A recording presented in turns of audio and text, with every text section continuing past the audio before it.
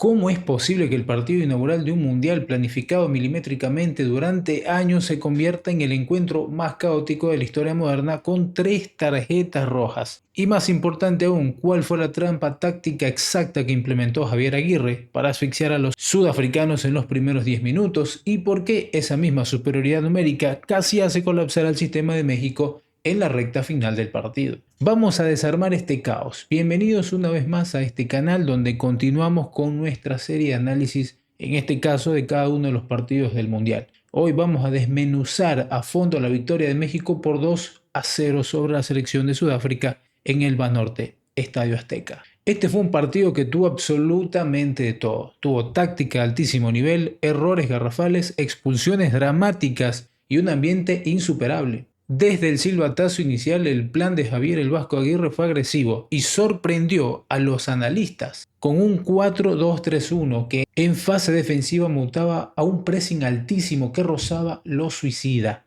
Aguirre había estudiado su tarea, sabía perfectamente que Sudáfrica, plantada con su línea de 5 en el fondo, iba a intentar salir jugando siempre con su portero Ronwen Williams. La instrucción para los jugadores mexicanos fue innegociable: emparejar las marcas hombre a hombre arriba, asfixiar a los centrales y no dejar girar a los mediocampistas. Y la ejecución de este plan fue magistral. Primero hablar de Eric Lira. El jugador mexicano tuvo un rol fundamental, no solo como escudo frente a la defensa, sino también como el gatillo que activaba toda la presión del equipo. Lira leyó los pases de Sudáfrica antes de que sucedieran, y en el minuto 9 esa intensidad física y mental dio sus primeros frutos. Lira saltó agresivamente sobre la recepción del sudafricano Yaya Sithole, quien tuvo un partido para el olvido, de esta manera forzando un error gravísimo a la salida del balón. Y ahí es donde entra en escena la gran figura de Julián Quiñones. Su lectura de los espacios fue simplemente letal.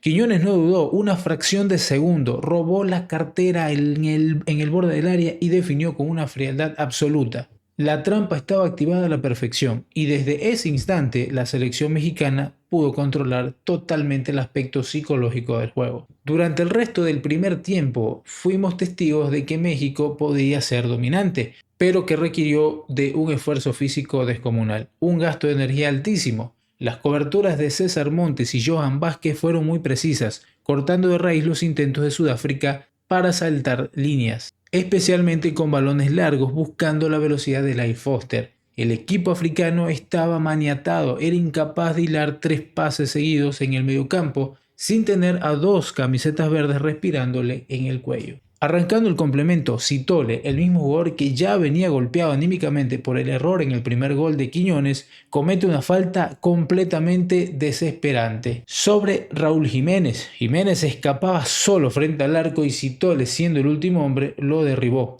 Tarjeta roja. Era el minuto 49 y Sudáfrica se quedaba con 10 hombres en el campo. Cualquier analista pensaría que en ese momento se acababa el partido, que el trámite sería un paseo para México, pero en realidad fue exactamente aquí donde comenzó el verdadero caos para el equipo de Aguirre. Inicialmente con un hombre de más, México encontró auténticas autopistas por las bandas. Roberto El Piojo Alvarado empezó a hacer estragos por el sector derecho, aprovechando que la defensa rival estaba totalmente desajustada. Y fue precisamente Alvarado que, con una pausa exquisita dentro del área, recortó hacia el centro, levantó la cabeza y sirvió un centro de esos que son medio gol, directamente al segundo palo. Ahí estaba esperando Raúl Jiménez, quien hizo valer su experiencia, se elevó con una técnica impecable y conectó un cabezazo imponente. Fue un remate picado, imposible para el arquero, que significó su primer gol en una Copa del Mundo. 2-0. El Estadio Azteca estalló de júbilo y parecía que la fiesta estaba completa. Pero es en este punto donde tenemos que evaluar las decisiones del director técnico en el banquillo. Con el 2-0 a favor y un rival con 10 hombres, Javier Aguirre comenzó a mover sus piezas para poder refrescar el equipo. Vimos, por ejemplo, el ingreso histórico del mediocampista Gilberto Mora, con solo 17 años. Mora se convirtió en el jugador más joven en la historia de la selección mexicana en debutar en un mundial. Y no le pesó el escenario, no hubo presión. Morita demostró destellos de muchísima calidad, pidiendo el balón constantemente, girando bajo presión y sin esconderse. Eso habla maravillas de su personalidad y del gran futuro que tiene. Sin embargo, los cambios también desajustaron peligrosamente el bloque defensivo mexicano. Al salir Eric Lira para darle descanso, México perdió esa ancla fundamental en el mediocampo, esa figura que equilibraba las transiciones. Y este es el momento perfecto para responder a las preguntas que nos hicimos al inicio del video.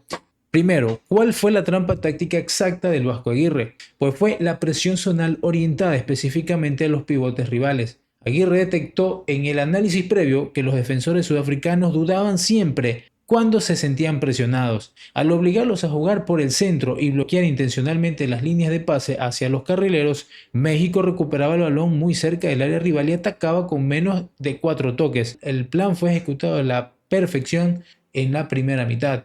Pero entonces viene la segunda gran pregunta: ¿por qué México sufrió tanto al final del partido teniendo superioridad numérica? Especialmente tras la segunda expulsión del jugador sudafricano, cuando Suané también vio la tarjeta roja por una entrada a destiempo. La respuesta radica en el exceso de confianza y en el desorden táctico de los jugadores mexicanos. Al verse con 2 hombres de más y con los espacios enormes en el terreno de juego, los mediocampistas y los laterales mexicanos rompieron por completo su estructura defensiva.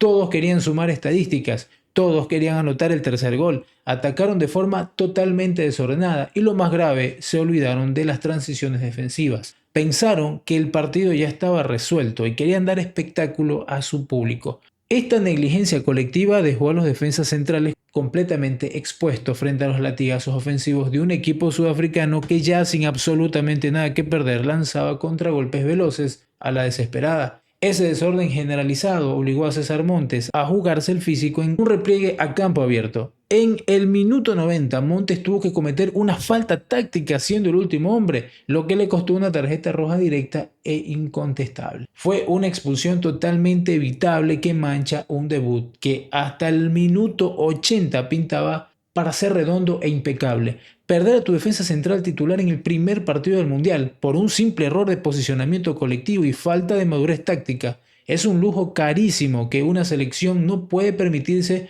en estas instancias. En conclusión, México aprobó el examen inicial y se queda con 3 puntos de oro en casa. Evaluando los rendimientos individuales, Julián Quiñones demostró ser el factor diferencial en el frente de ataque gracias a su dinamismo y presión constante. Raúl Jiménez cayó muchas críticas demostrando su jerarquía dentro del área, y el planteamiento inicial de Javier Aguirre fue sencillamente brillante. Porque Aguirre demostró que hizo las tareas, se dio cuenta de los errores o de las falencias de Sudáfrica y aplicó exactamente lo que tenía que hacer: presión arriba, esperar que el portero tenga la pelota y sabiendo que él siempre da pases hacia el centro por las dudas que generaba la gran presión constante de mediocampistas y delanteros, y esperar a que simplemente el portero suelte el balón para caerle todos o por lo menos de a 2 jugadores al receptor del esférico. Aguirre se lució con esa táctica brillante de presión a esperas del pase del portero al hombre de la parte central, y así México consiguió el primer gol.